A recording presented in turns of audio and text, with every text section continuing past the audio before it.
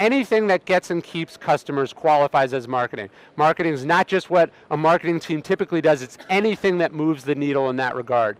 And so it begins with product market fit. Do you have the right product for the right people at the right time? And do you actually have data that proves this idea? It's not just your random guess.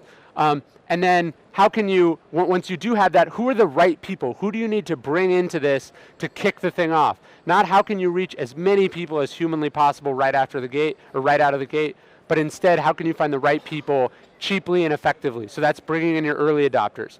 And then next, how can you turn those early adopters into more customers? And not just hoping that it happens, not just slapping some share buttons on there and hoping that you go viral, but instead building real incentives for customers to do so. And understanding that those customers are going to be your most effective way of spreading the word, far more effective than any other metric, and being willing to invest in doing so. And then finally, it's the idea of retention and optimization.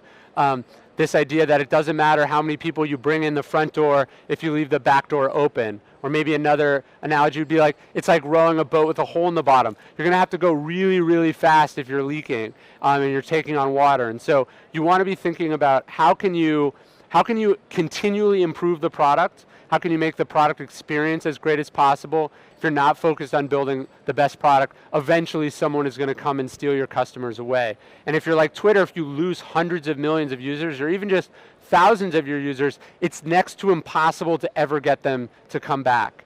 And so this is the idea, and if you see it's a nice loop, right? So you're starting with product as the best marketing, and you're finishing with the product is the best marketing, and you're iterating like this over and over and over again, and you're applying growth hacking not just to the product itself, but to each one of your campaigns, to each one of the products that you come up with. And then the final thought then, and this is a line I got from one of the growth hackers that I interviewed for the book, and it's that growth hacking is really a mindset rather than a toolkit.